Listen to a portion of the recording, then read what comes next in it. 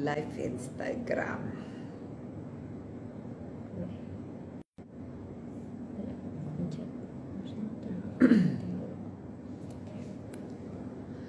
Halo, selamat sore teman-teman semua. Welcome to OSC Talks.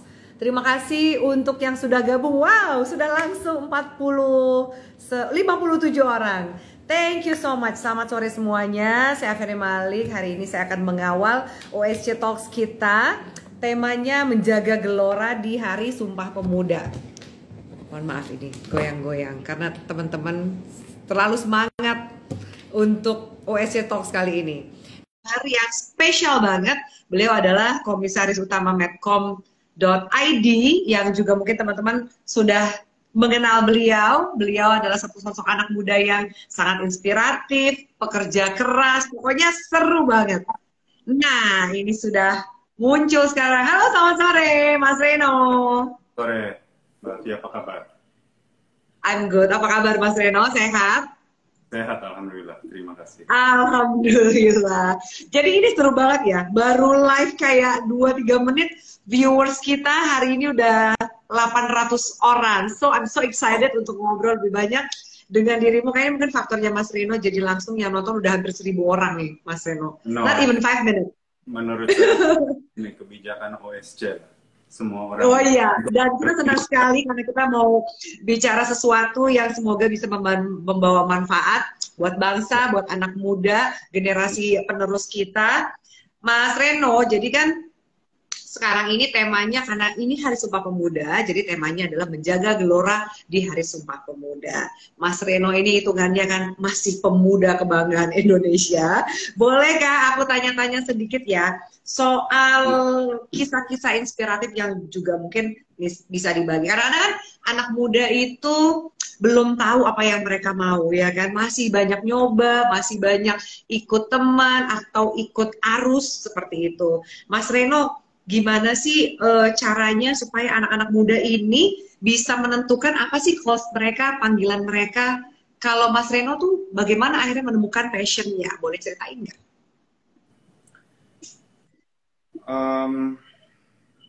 Saya rasa semua orang punya perjalanan masing-masing ya. Dari segi cara, lingkungan, dan juga waktu. Jadi nggak semua orang mungkin ada kesempatan di waktu muda, ataupun di waktu tua, ataupun di midlife juga bisa ada gitu. Tapi I think kalau saya pribadi, cara menemukan passion sebetulnya yang menanyakan diri sendiri ya. Sebetulnya apa sih yang kita mau di dalam hidup ini?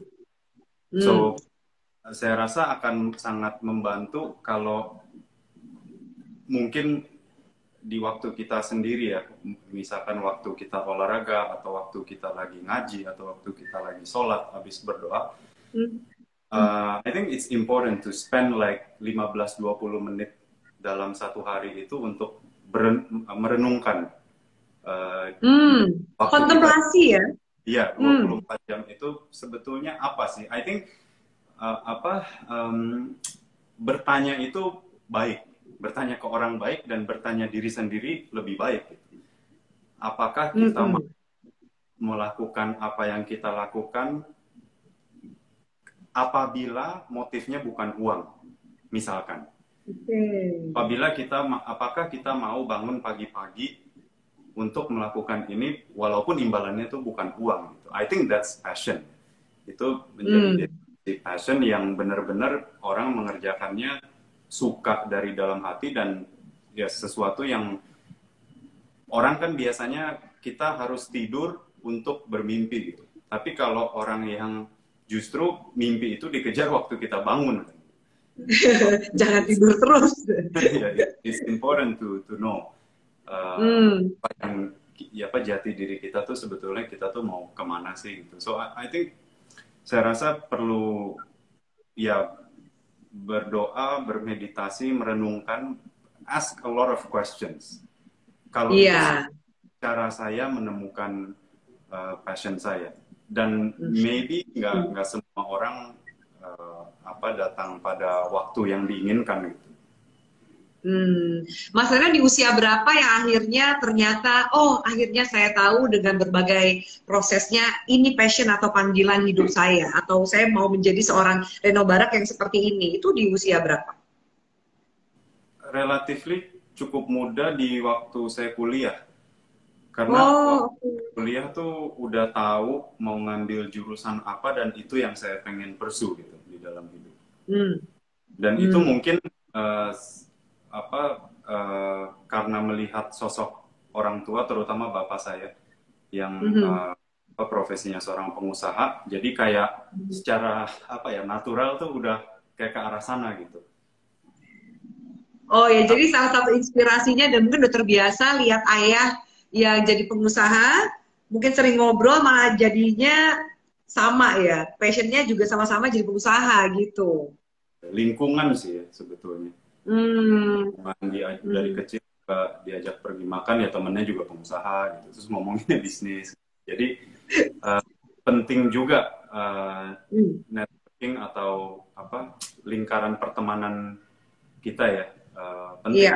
Kalau iya. kita mainnya sama orang-orang yang pinter, ya masa sih nggak kecipratan pinternya sedikit. Semoga jadi Kalau ikut pinter gitu ya. maksudnya kalau Mas mau Reno.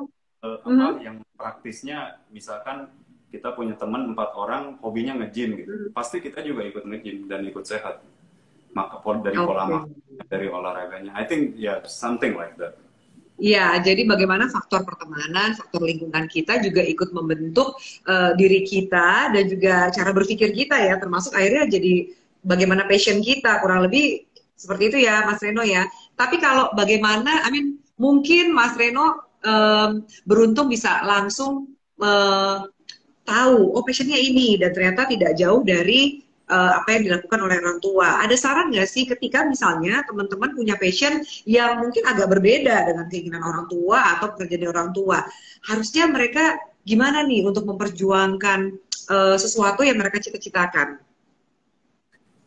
Apabila mereka punya keinginan dan kayak sebuah dorongan dari diri sendiri yang sangat kuat, I Mhm. think by all means itu harus dicapai. Mhm.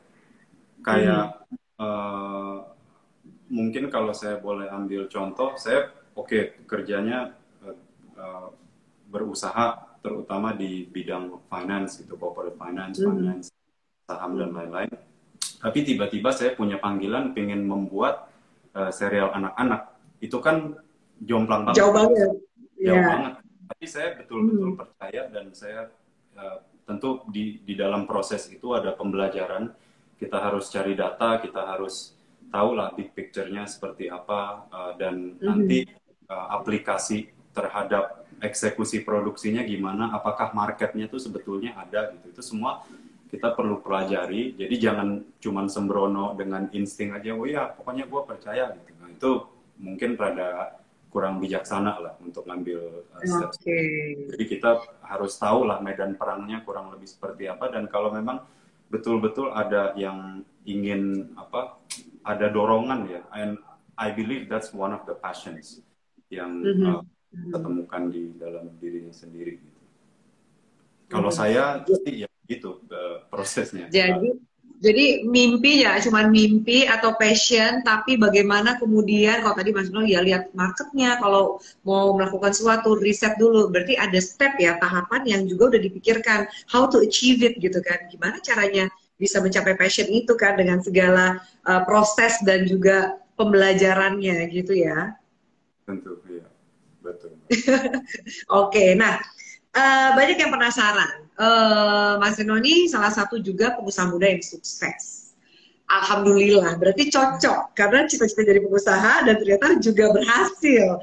Adakah sosok yang menjadi inspirasi atau sosok yang punya peran besar terhadap kesuksesan dari Mas Reno hari ini? Boleh diceritain nggak itu siapa dan perannya apa, Mas? Uh, iya, saya ada kepikiran beberapa sosok. Mungkin sebelumnya saya pernah share ya, tapi I think most and foremost yang paling penting adalah kedua orang tua saya. Hmm. I think porsinya tuh 50-50 ya, ibu dan bapak, di mana bapak Hmm. lebih mengajari hal-hal yang pragmatis, yang lebih teoretikal, di mana kalau ibu saya tuh mengajarkan banyak adat, tata krama, gaya hidup, attitude, behavior, itu datang banyak dari ibu saya. Dan saya juga nggak bisa luput dari waktu dan tentunya dana ya yang mereka investasikan untuk menyekolahkan saya. I think that's very important. Dan kirim ke sekolah pun ada anak yang main, ada anak yang belajar gitu. Jadi kita juga kan harus tahu diri ya. Jangan nanti orang tuanya udah sekolahin, kitanya malah nggak disiplin gitu. Jadi opportunity seperti itu saya betul-betul I think betul-betul membentuk diri saya yang hari ini gitu, karena saya ada kesempatan sekolah mandiri di asrama di luar negeri gitu, jauh dari orang tua. Betul-betul dunia baru lah gitu. Dan mungkin sosok yang cukup signifikan dalam karir saya, beliau sudah meninggal, almarhum, orang Jepang, namanya Mr. Yamamoto Masao. Saya dulu pernah bekerja di bank investasi di Jepang, dan beliau ini adalah Vice President Director, jadi presidirnya perusahaan tersebut. Orang yang sangat penting. Dulunya adalah VP dari Bank of America, orang Jepang, bisa jadi VP di Washington DC, terus pulang lagi ke Jepang. Beliau waktu itu umurnya tuh 84 atau 85, waktu saya masih umur 23 ya. Jadi age gap-nya jauh banget ya, udah senior sekali ya, 84 tahun. Dan tentu anak kecil ingusan seperti saya nggak mungkin bisa punya channel kepada orang hebat seperti itu gitu. Tapi kebalikannya malah beliau yang mencari saya. Saya suatu hari dapat telepon on my work desk. Saya lihat namanya. Wah, gila, ini Mr. Yamamoto apa mau dipecat ya? Saya betul-betul takut. Karena waktu terus saya ambil, dia bilang, "Hey young man, ada waktu nggak?" Ya, of course ada. Maksudnya masa saya nolak dari Oke, have coffee with me. See you in 5 minutes ya di lobby gitu. Oke, itu langsung saya kerja langsung turun. Dan itu setiap hari Selasa sore. Beliau setiap hari Selasa sore telepon ke desk saya, ngajak saya ngopi. Dan itu betul-betul adalah life lesson yang priceless untuk saya. Jadi kayak mentoring ya sebenarnya yang dilakukan ya, he was your mentor gitu at that time. Dan itu datang dengan sendirinya. Tapi setelah berulurnya waktu, setelah saya udah mulai dewasa, mungkin saya juga berpikir, kenapa ya almarhum Mr. Yamamoto itu nyari saya? Iya. Jadi kalau saya balik, ya mungkin dia juga melihat sebuah potensi. Ini kayaknya anak ada sesuatu nih. Kalau enggak, why waste his time kan? Kenapa dia harus buang waktunya dia gitu? Jadi itu sesuatu hal yang saya nggak akan tahu dalam hidup ini, tapi hanya bisa membayang-bayang, mungkin kurang lebih seperti itu. Seru banget ceritanya, itu jalan Tuhan juga ya, bagaimana kemudian seorang yang umurnya udah 80-an nggak kebayang, justru beliau yang mengontak Mas Reno pas itu masih umur 20-an gitu kan, dan menginvestasikan waktu dan juga ilmu pengalaman hidupnya kepada Mas Reno yang masih 20-an itu. Semoga beliau bangga sekali dengan achievement yang Mas Reno capai hari ini. Dan saya juga sebetulnya untuk sosok-sosok inspiratif yang membantu saya ngambil sebuah judgment di dalam bisnis itu tidak datang dari orang-orang real. Dalam arti kalau saya baca buku, kalau saya nonton ada karakter, itu juga menjadi sebuah contoh sih. Inspirasi. Iya, banyak sekali kayak film-film yang ngajarin hal-hal yang positif juga gitu. Walaupun sosok itu nggak ada, ya kurang lebih pesan yang ingin disampaikan kita terima lah gitu. Oke. Gimana? Masih bisa ngobrol atau kita buka sesi tanya jawab? Teman-teman, ini kalau diterusin mungkin bisa nanti sampai azan maghrib nih kita ngobrolnya, seru banget soalnya. Kisah inspirasi.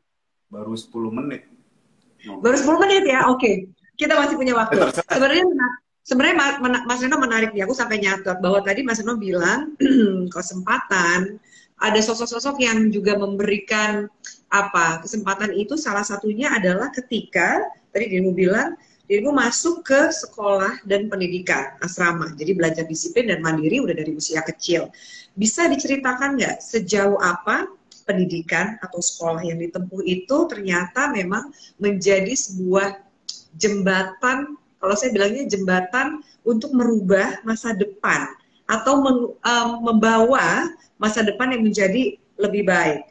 Bagaimana sebuah pendidikan yang baik influence your future or your success today? Jadi kalau saya ada banyak aspeknya, Mbak Afi. Jadi saya lahir di Jakarta. Orang tua saya ada 2 adat, yaitu Indonesia dan Jepang. Jadi betul-betul waktu lahir sebetulnya saya lebih kental adat Jepangnya. Karena sampai saya usia, pokoknya kelas SD 2 tuh saya masih susah mengerti apa yang guru ajarkan dalam bahasa Indonesia. Boro-boro. Jadi komunikasi di rumah pakai bahasa apa? Jepang, semua Jepang. Oke. Jadi waktu saya ke sekolah di Al-Azhar Pusat itu saya susah sekali untuk mengerti. Jadi nilainya tuh selalu jelek karena nggak ngerti. Jauh banget ya. Apa gitu. Terus saya harus baca, terus baca juga kadang apa ya artinya gitu. Jadi suka ada guru bantuin, satpam bantuin, pembantu bantuin, semua pokoknya bantuin sampai saya bisa lah gitu. Jadi dan intinya sih kita dapat opportunity yang baik ya, udah bisa sekolah di private school dan lain-lain, tapi banyak bantuan lah kurang lebih, walaupun saya nggak bisa. Nah waktu saya pergi ke Swiss itu kan betul sekolah asrama dan mandiri. Jadi kalau memang nggak bisa bahasa Inggris, ya satu-satunya benda yang bisa kita tanya adalah kamus. Oxford Dictionary kita bawa apa ya gitu. Kemana-mana. Iya, jadi itu benar-benar mengajarkan mandiri. Tidak hanya itu, kita dibangunin pagi-pagi, kalau nggak mandi, kalau mandinya telat 10 menit aja yang keluar hanya air dingin. Dan Swiss itu dingin negaranya. Jadi kita berlomba-lomba untuk bangun lebih pagi deh gitu. Dan bangun lebih pagi adalah hal yang baik. Dan juga di sana bangun pagi, make your own bed, terus kita harus nyuci sendiri, nyetrika sendiri, beli deterjen pun sendiri, semua sendiri kecuali masak. Kalau masak memang udah di-provide dari sekolahnya, jam makan sudah ditentukan. Jadi itu satu aspek pendidikan yang belum pernah saya dapat dulu. And I'm very thankful dapat di waktu yang umur relatif masih muda ya. Saya karena pindah tuh umur 14 udah di sana. Nah, dan selain itu karena sistem sekolahnya adalah program Amerika internasional, tapi saya ngambil Amerika. Nah, jadi bahasa edukasi yang perlu saya ngerti, satu adalah Inggris tentu, yang kedua itu Prancis, dan yang ketiga harus ngambil your secondary language antara Jerman, Itali atau Spanyol. Dan saya secara spontan ngambil Spanyol karena ya salah satu bahasa yang paling digunakan di dunia lah. Saya pikir oke lah Spanyol aja deh daripada Jerman sama Itali. Nah jadi struggle itu kembali lagi. Dulu saya nggak bisa bahasa Indonesia. Ini sekarang ngulang lagi. Wah ini benar-benar kayak sulit sekali gitu. Udah nggak ada orang yang bisa ditanya. Temen sekarang udah nggak ada satpam, udah nggak ada pembantu siapa yang bantuin ya. Jadi harus belajar sendiri ya.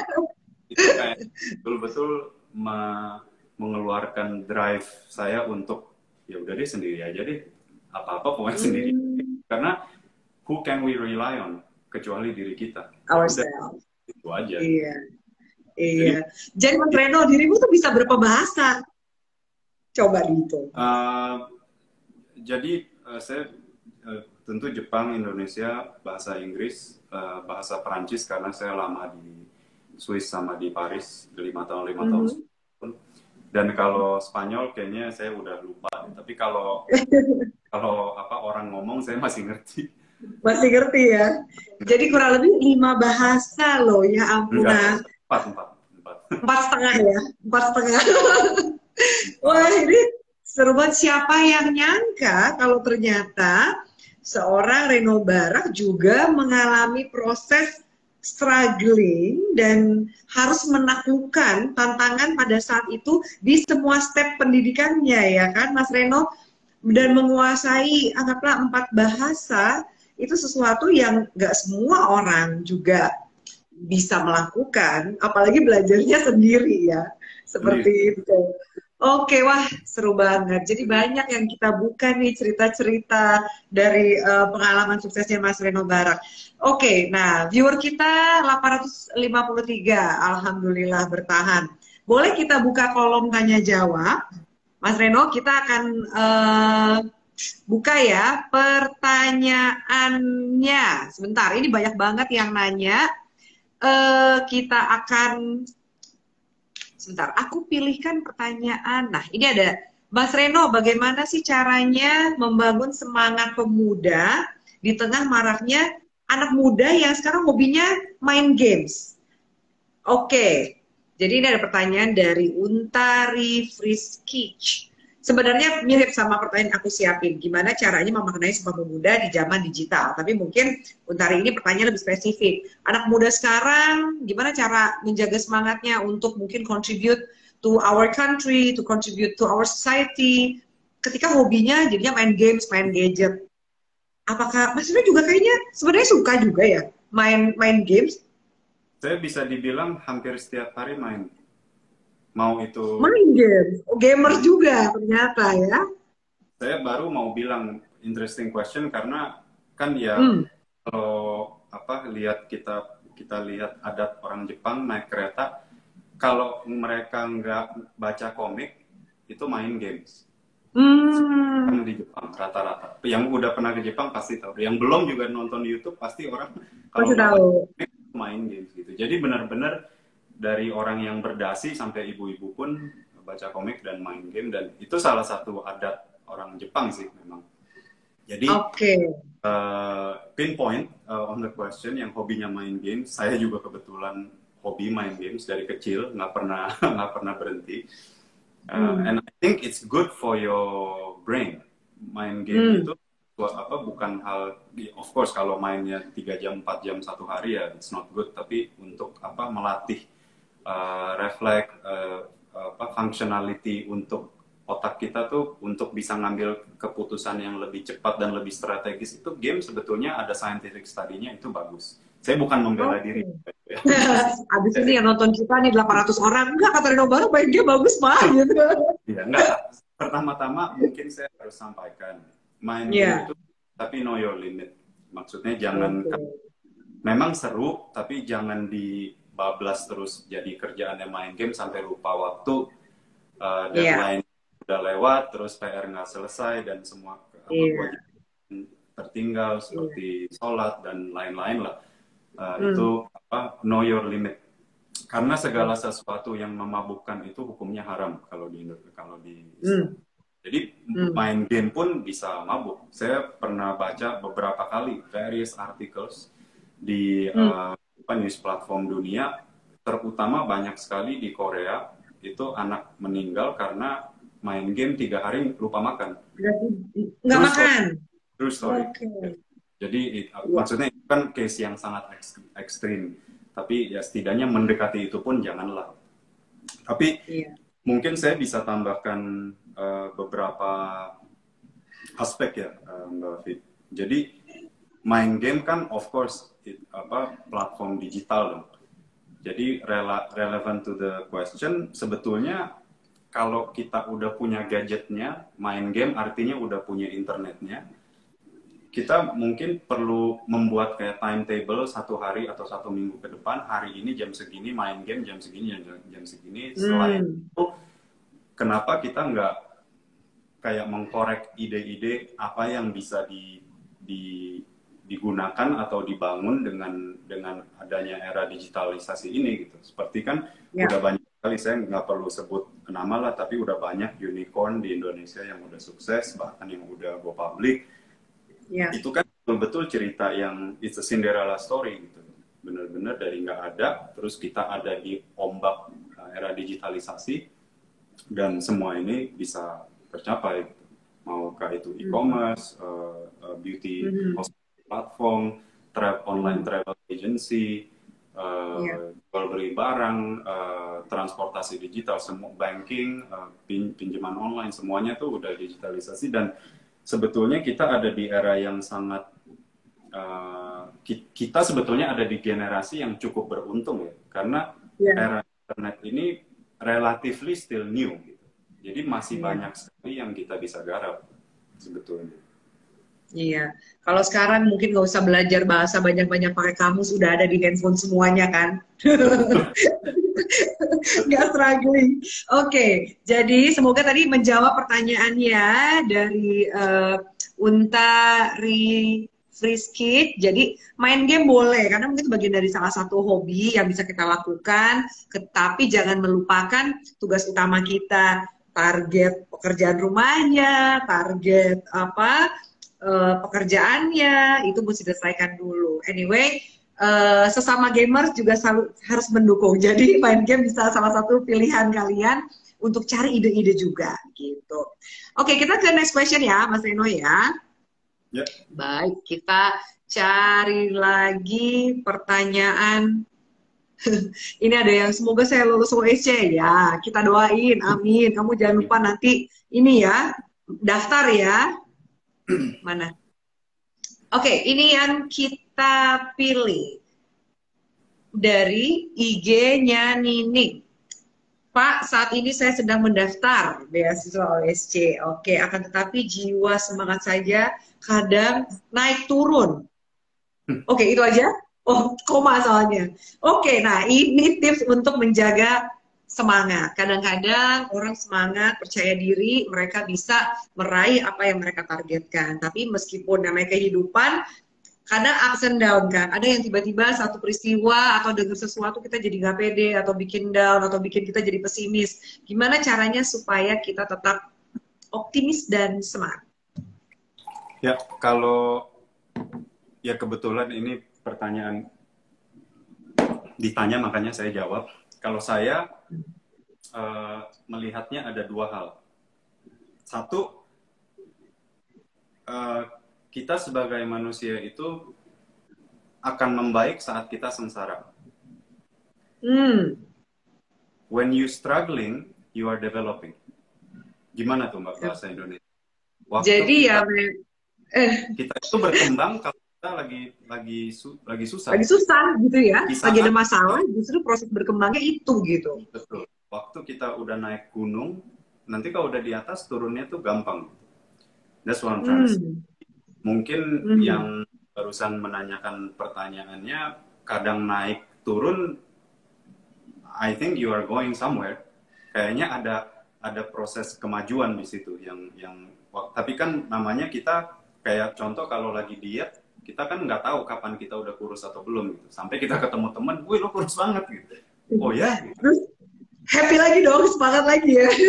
Iya, and I think that's the same di dalam karir, dalam kehidupan kita nggak pernah bisa tahu development kita tuh sampai mana. Ya hanya kita bisa menjadi orang yang lebih baik di kemudian hari. Kedua, kalau saya aplikasinya begini, selain kita diwajibkan untuk sholat 5 waktu, yang itu sebetulnya bagus untuk jiwa kita ya, dan untuk ketenangan, dan untuk merenungkan banyak hal dalam hidup pun, saya rajin olahraga.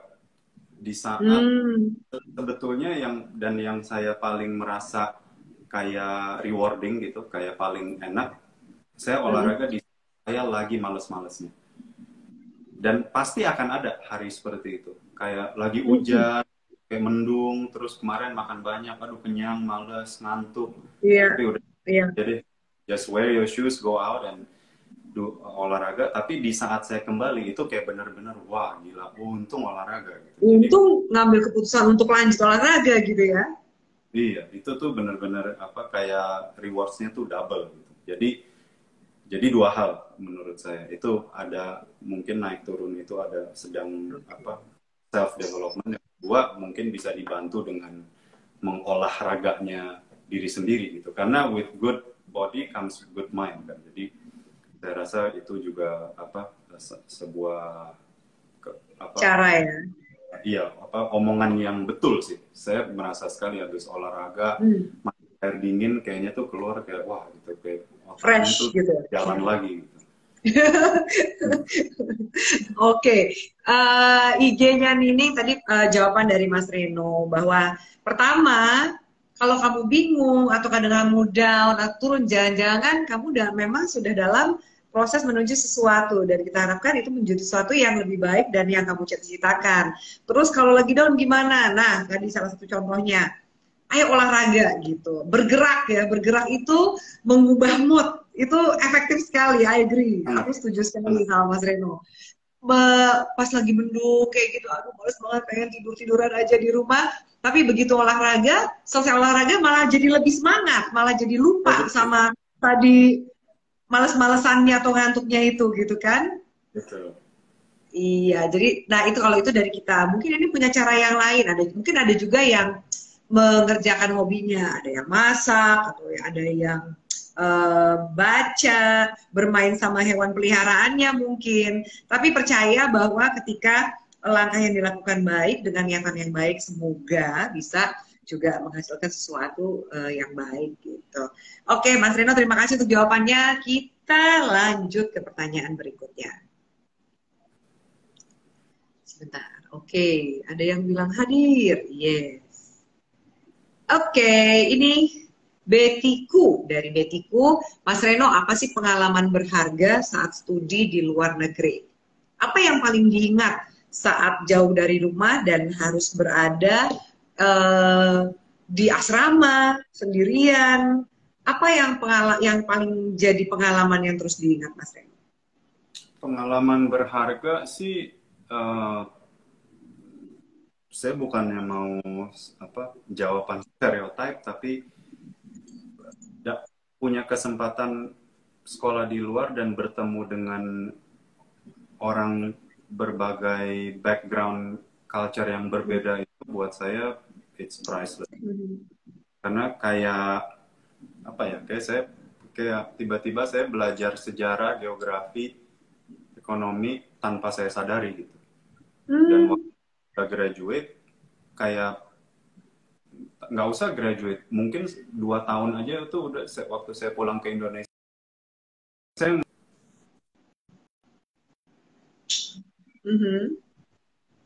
jadi saya rasa artinya ya pertemanan dengan adanya perbedaan adat yang berbagai ragam dan kita harus bisa berkomunikasi dan berintegrasi sama mereka gitu. Kalau enggak kan ya cuman ada aja di depan kita gitu kan, kita mau ngulik apa sih sebetulnya gitu kebiasaannya mereka, kebiasaan belajarnya gimana, kalau ngomong antar sesama temen tuh gimana, banyak deh yang kita dapat yang mungkin saya nggak bisa paparkan satu-satu, tapi mungkin itu yang paling berharga. Jadi tapi sebetulnya tidak hanya mungkin apa supaya bisa teraplikasikan buat teman-teman juga yang sekolah di dalam negeri pun intinya sih harus proaktif dan banyak interaksi sih.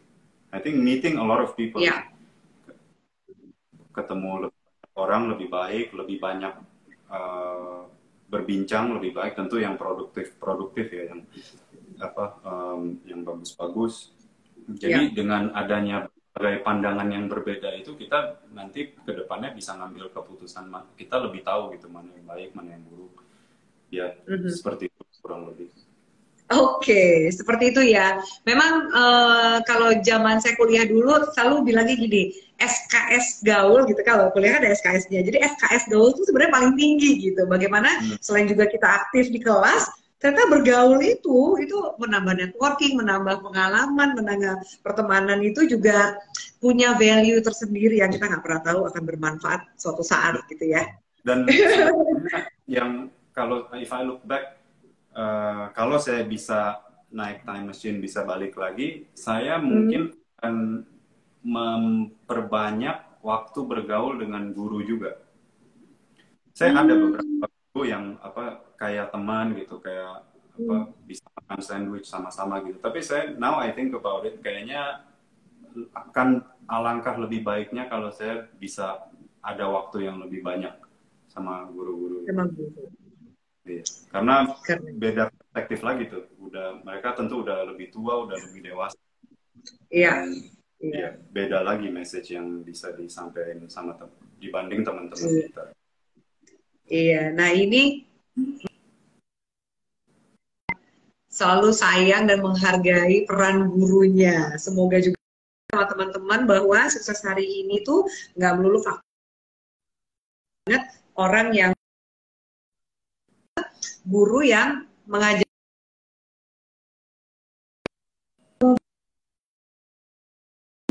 yang kita pegang sampai hari ini. Oke. Ini agak freezing-nya Mas Reno-nya ya. Udah, oke. Nah, Mas Reno, aku mau sebelum closing statement, jadi aku mau mengajak teman-teman dari diskusi yang menarik ini tadi, semoga bisa menginspirasi para viewers, para teman-teman semua, dan jangan lupa para viewers yang mau join di beasiswa OSC ini, mau ingetin buat kamu pejuang beasiswa, kita dari Media Group juga ada online scholarship competition atau OSC yang mana diskusinya kita lakukan seperti ini setiap minggunya. Dan tahun ini kita menyediakan 539 beasiswa S1 sampai dengan lulus.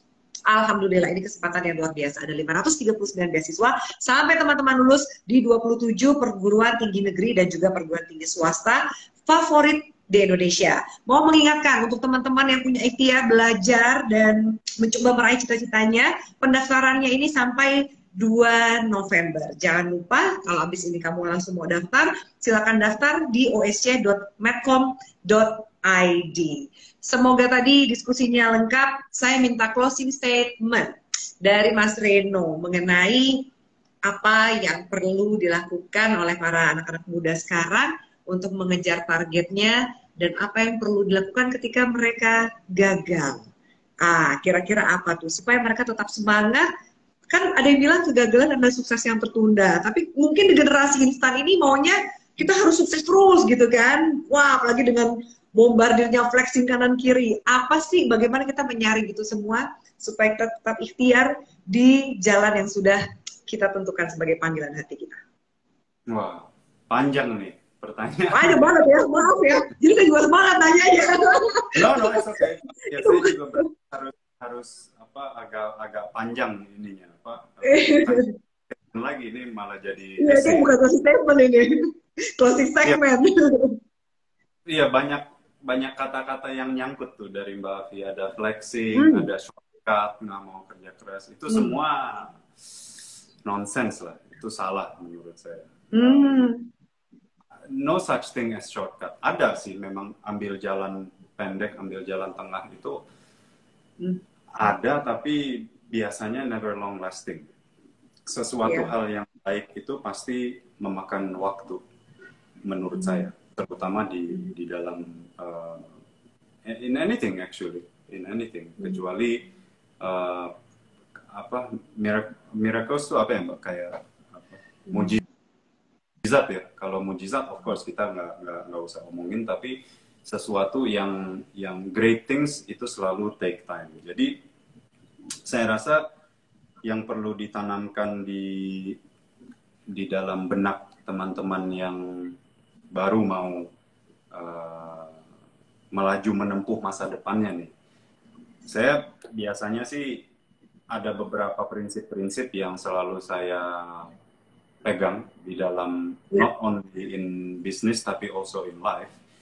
Kayak nomor satu itu menjaga integritas. Integritas itu sangat penting. Artinya apa? Ketransparanan, kejujuran, dan itu pun harus konsisten. Nggak bisa cuman sekali-sekali aja ya. Itu artinya bukan integrity gitu. Karena integrity harus udah menjadi sifat kayak apa, darah daging diri sendiri. Dan Prinsip. itu ya memang prinsip hidup dan nggak bisa kayak membalikkan tangan ya. I think banyak sekali yang harus bukan dilewati ya, tapi mungkin perlu waktu lah untuk itu. Dan saya pun masih belajar sampai hari ini gimana mempunyai integritas yang baik. Kedua juga, I think akuntabilitas itu penting di dalam mau itu kerja sama kelompok atau di masyarakat atau di dalam perusahaan kerja bareng-bareng itu. Akuntabilitas ya seperti memiliki sense of ownership, kayak seolah-olah kita memiliki bisnis ini. Dan yang saya lihat lebih jarang di negara Indonesia adalah menerima konsekuensi dalam arti keberanian untuk make a decision. Walaupun kita percaya, tapi orang lain, oh enggak ini enggak bagus, itu enggak bagus, jadi kitanya mundur jadi jiper gitu. Tapi if you believe in it, dan tentu harus ada bukti dan data ya yang mensupport argumentasi kita, I think we should do it. Dan itu jarang sekali dilakukan. Kayaknya tuh ada, saya lupa ya kata-katanya, ABS, asal Bapak senang. Asal Bapak senang, oh ya udah deh, bos bilang gini ya udah gitu. Tapi fine, ada waktunya yang harus begitu, tapi ada juga waktunya if you believe in some things, itu menerima konsekuensi untuk keberanian mengambil keputusan itu sangat penting. Sangat penting. Tentu dengan tanggung jawab. Dan dengan adanya ini kayak faktor-faktor seperti berkolaborasi, kooperatif sama orang, open mind, flexibility, terus juga faktor humanis, waktu kerja juga kita ujung-ujungnya kita manusia ya, kita harus harus punya empati yang baik, terus harus saling memaafkan, harus considerate, memikirkan orang lain juga gitu, jangan diri sendiri saja gitu. Memikirkan diri sendiri penting, tapi orang lain pun penting. Jadi dengan adanya semua faktor-faktor ini, aspek-aspek ini yang udah baik, baru kita dapat mengambil judgement yang baik, at least di dalam bisnis. Dan mungkin saya lupa satu hal ya, ini temper kondisi emosi gitu ya. Emosi. Banyak sekali orang ngambil keputusan di saat mereka emosi, itu salah biasanya. Jangan pernah ambil keputusan, apalagi keputusan penting di saat kita lagi emosinya bergerak. Dalam arti not only marah, waktu super senang, super sedih, super kesel, macam-macam. Pokoknya yang lagi emosinya lagi nggak stabil, ditidurin dulu, dipikirin dengan kepala yang dingin, baru kita ngambil decision. Jadi temper itu juga penting ya, dan itu sering saya lihat kayak orang ngambil keputusan karena marah atau karena kesel, karena sedih, dan ujung-ujungnya tidak berakhir dengan baik. Dan ujungnya nyesel ya kan, kenapa seperti ini, kenapa seperti itu. Jadi judgment itu untuk mengambil keputusan ya banyak sekali aspek-aspek yang harus kita pertimbangkan. Keren. Apalagi ya Mbak tadi pertanyaannya?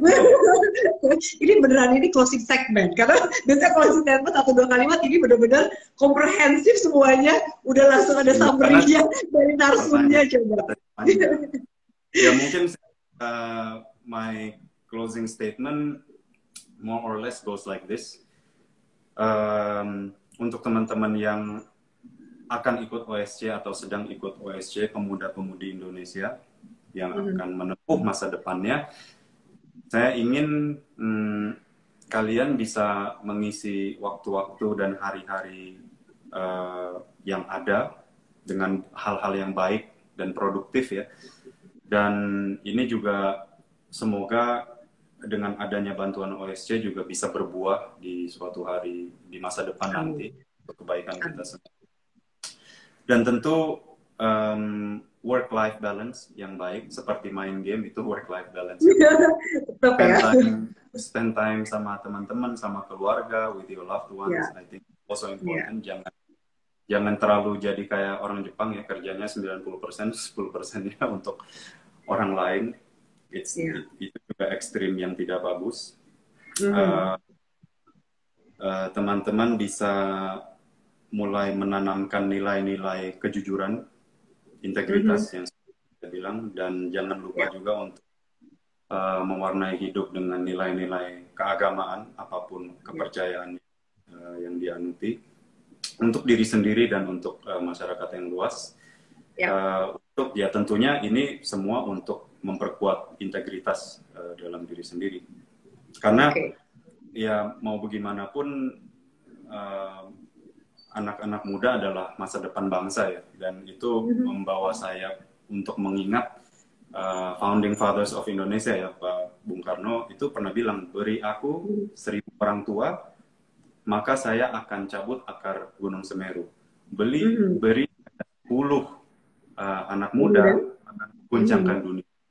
Jadi pemuda ini memang seed, bibit-bibit untuk masa depan Indonesia, dan Indonesia ada di geografi dan perekonomian yang cukup baik, cukup promising terhadap investor luar negeri juga. Jadi tolong jangan disia-siakan kesempatan dan momen. Baik, keren banget. Terima kasih banyak, Mas Reno Barak.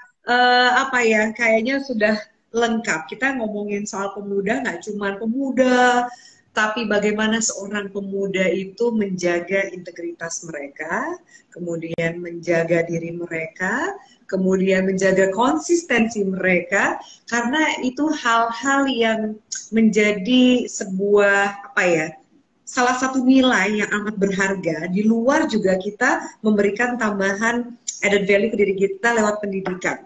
Jadi terima kasih banyak Mas Reno sudah menyebutkan banyak sekali faktor-faktor yang menarik, gak cuma pendidikan tapi banyak hal di hidup ini yang juga menjadi pegangan kita untuk jadi orang yang lebih baik lagi, dan juga insya Allah bisa bermanfaat untuk keluarga kita, untuk lingkungan, dan juga negara kita. Amin. Terima kasih banyak sekali lagi Mas Reno. Aplaus dari teman-teman semua. Thank you, ini masih sekitar 560 orang yang masih bersama kita dari tadi. Naik malah nih sekarang. Oke, terima kasih banyak Mas Reno. Izinkan aku tutup diskusi kita. Thank you so much. Sukses selalu untuk Mas Reno. Semoga juga menjadi inspirasi buat peserta semua. Oke, sedikit adlib. Aku mau ingetin teman-teman, jangan lupa ikut tryout dan juga mentoring dari OSC yang dapat beasiswa sampai dengan lulus, bebas uang pangkal dan semester. Tryout ini untuk mengetahui gambaran online tes OSC 2022. Pendaftaran beasiswa OSC ditutup tanggal 2 November, dikit lagi, jangan lupa segera daftar, dan kita akan jumpa lagi di OSC Talk berikutnya. Salam OSC, beasiswa untuk Indonesia. Terima kasih Mas Reno, sukses selalu, salam hangat untuk keluarga tercinta. Teman-teman terima kasih, have a nice day, bye-bye.